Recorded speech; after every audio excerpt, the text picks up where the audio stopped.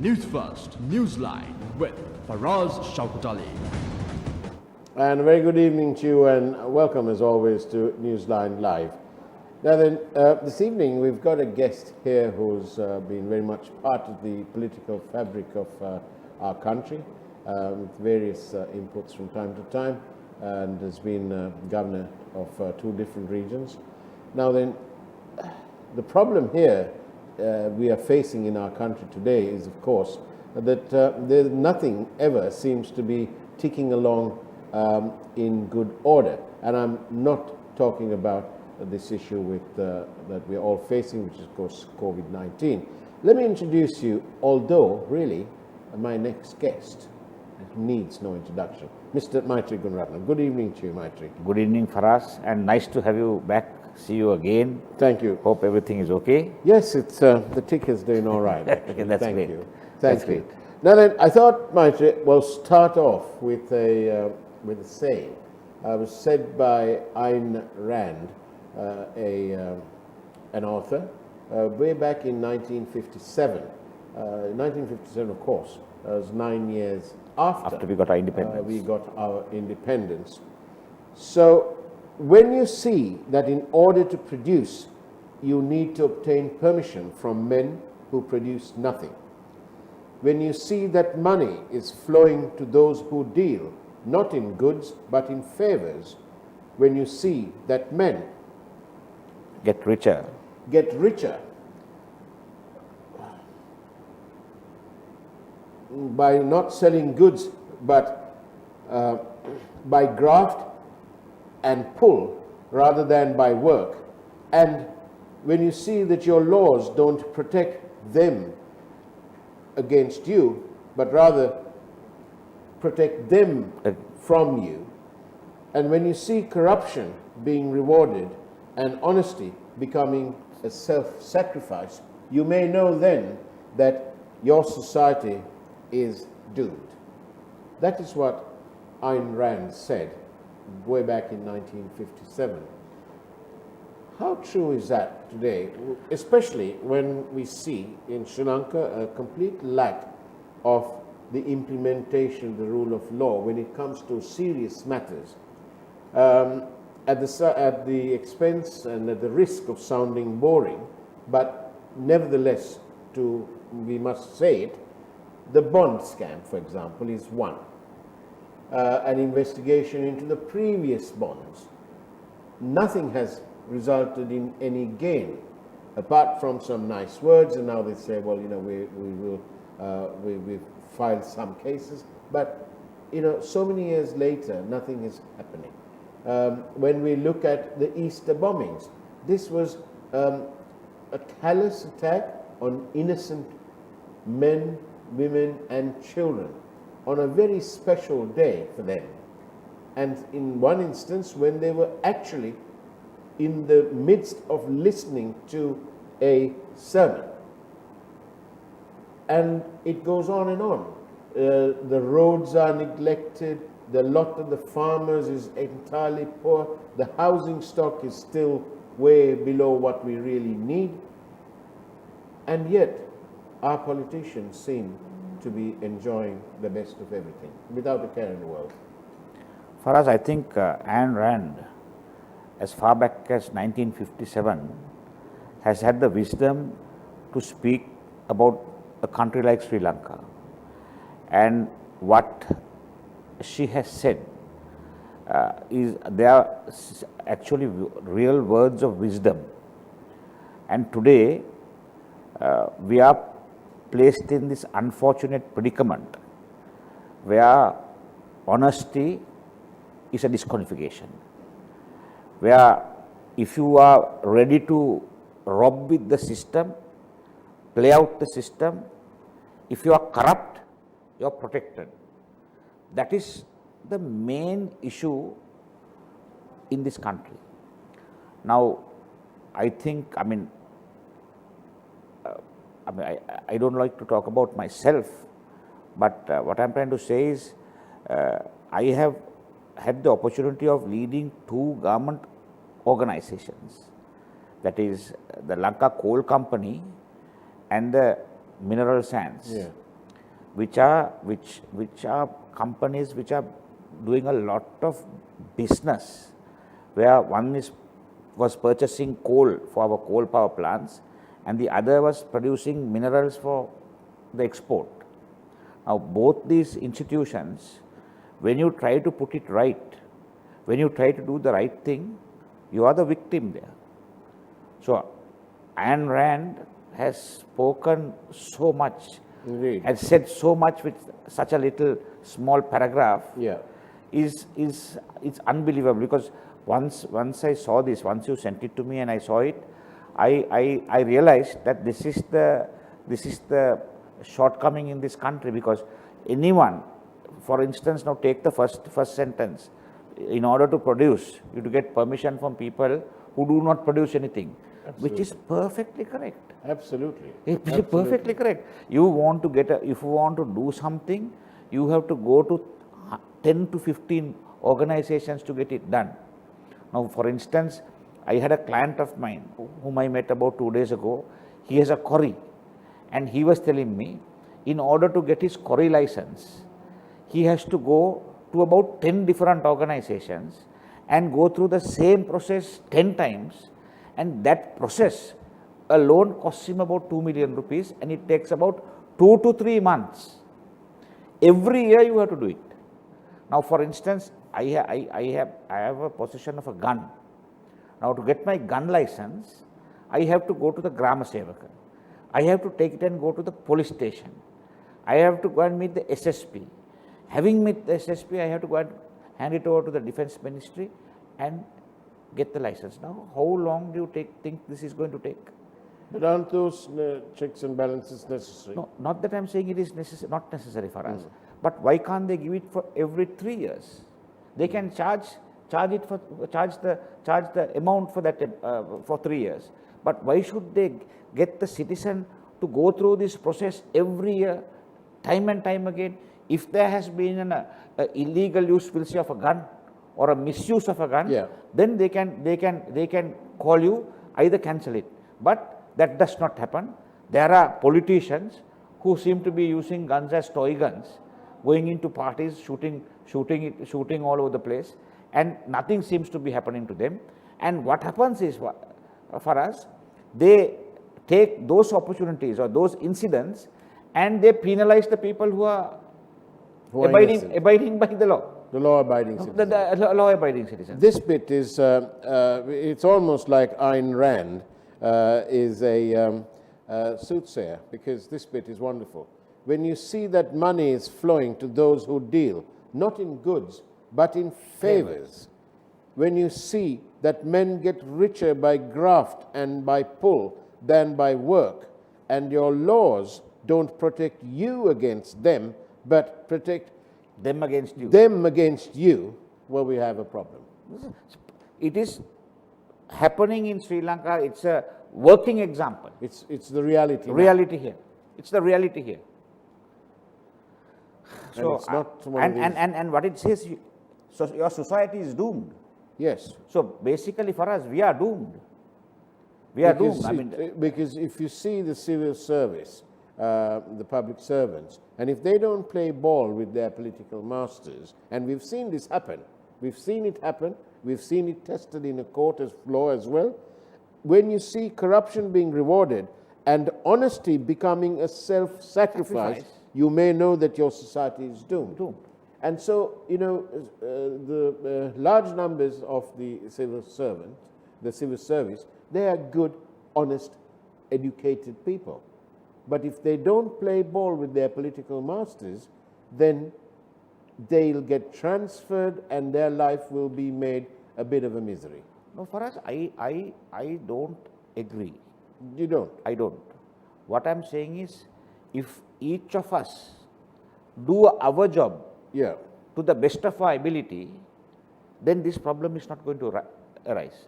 Now, we'll take, for instance, secretary of a ministry. What can happen to him?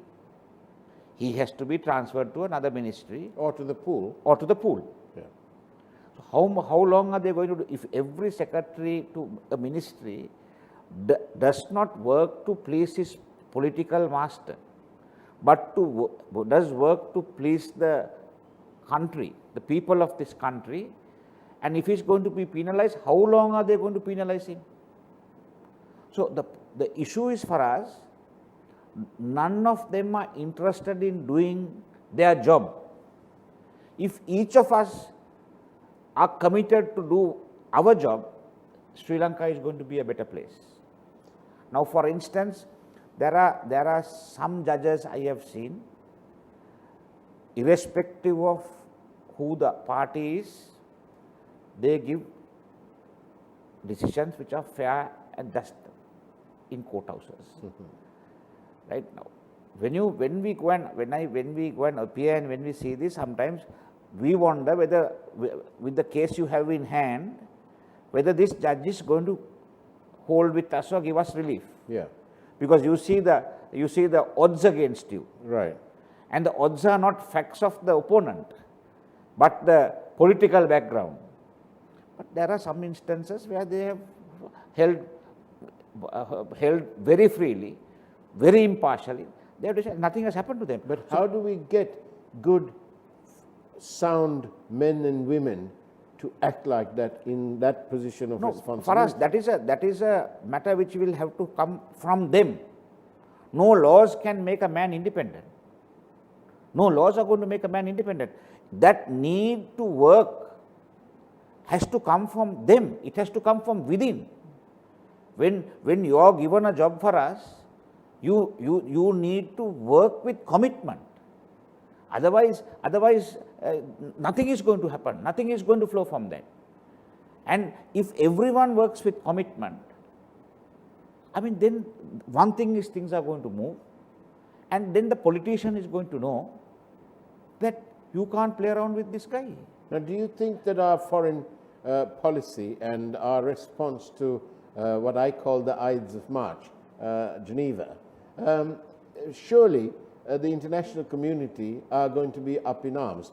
Already, unfairly perhaps, they're up in arms straight away when President Gotabaya was elected. If you remember, we had this awful thing with the Swiss embassy affair, I should call it that. Yes. And so on. Those were PR damaging exercises and so on.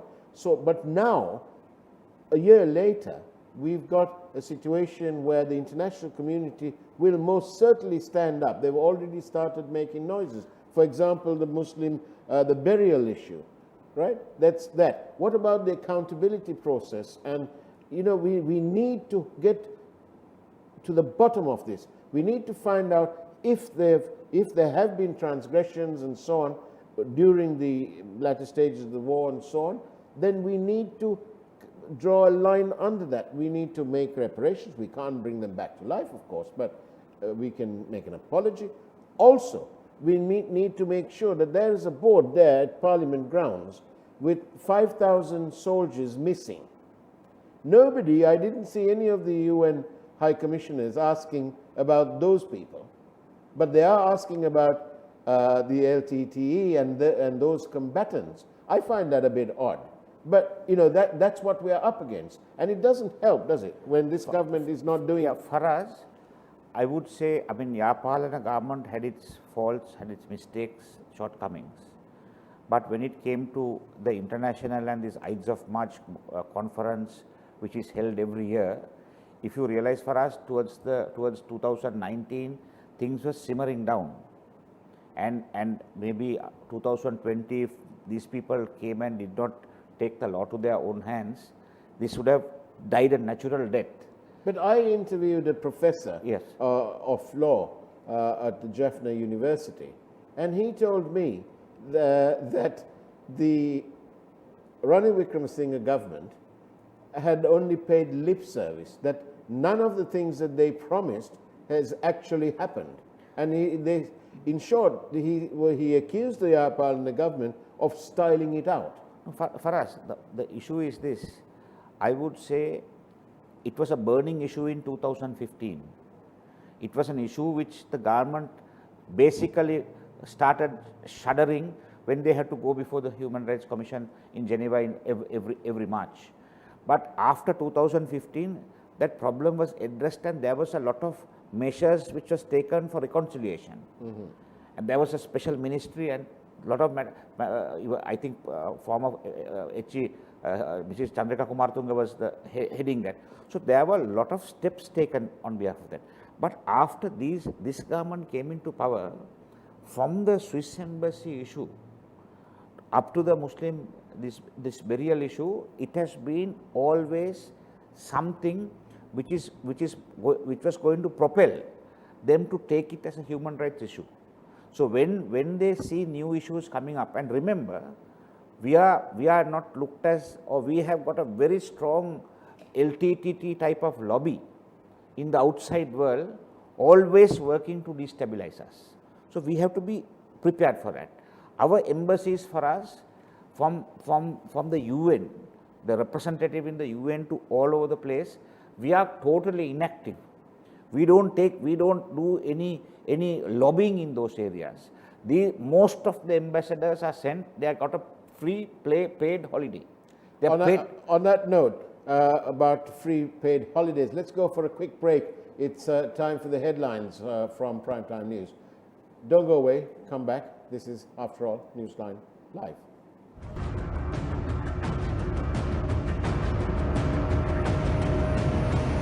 Newsfirst, Newsline with Faraz Shauketaly. And welcome back to Newsline Live. I'm in conversation with Mr. Maithri Gunaratne, President's Council and Governor from two provinces. Now then, with the economy in the state that it is in, hundreds of thousands of people are really challenged by our economic conditions. We can't blame it all on this pandemic only. No. This government inherited power and its administration on the back of an absolutely disaster coming from the previous government. Yes. Bond scam and all that sort of thing. The interest rates went into double digits, and it was a disaster of epic proportions. Nevertheless, what can we do now? You've been a governor in two provinces. What do you feel that the government isn't doing and should be doing? For us, we need to go for production. We need to increase our production at village level. That is, from the small farmer onwards to the big tea companies, coconut companies, the rubber companies, and all that. Now, if you take our ability for production of tea, we are slowly getting out of the world, the top 10. Yes, but our tea exporters seem to be rather complacent with this 300 million kilos that they're exporting each year. Countries like Kenya have overtaken us by leaps and bounds. But why is that? That is because our tea industry, from the nationalization of the tea industry, it has completely, the production side, the production side, all marketing side, everything has gone from wreck to ruin. So what needs to be done is, for us now, tell me, where in the world do you get Ceylon tea being advertised, but you get Indian tea being advertised? So what are they doing with the money that they collect? You must get the chairman of the tea board, the minister. I think he was here on the floor on this show before. You must ask them. These are things for us now. What I'm saying is, for us now, for instance, now Lanka or Sri Lankan Airlines, in my opinion, should be closed. But if you are continuing it, it should promote our tea, it should promote our tourism, it should promote our country, it should promote Buddhism, because this is one of the few countries where, Theravada, you get pure Buddhism. And you can actually have religious tourism. That's a huge market. Indeed. That's a huge market. Yes. So if it is going to do that kind of a multifaceted approach, Sri Lankan cuisine, now the rice and curry, I mean, they can start having restaurants in major cities. Now we have Sri Lankan has a superb catering service. Now they can be assigned with the task of having Sri Lankan cuisine. so that people get to know Sri Lanka. And you need to promote Sri Lanka. So Sri Lanka has to be on ground in many of the countries. Can you get a pamphlet in a airport? But you know, I hear what you say, but I also hear this. It's you've heard the saying, "Asai bayai," right? So, for example, if a hotel wants to, Mirissa is a case in point.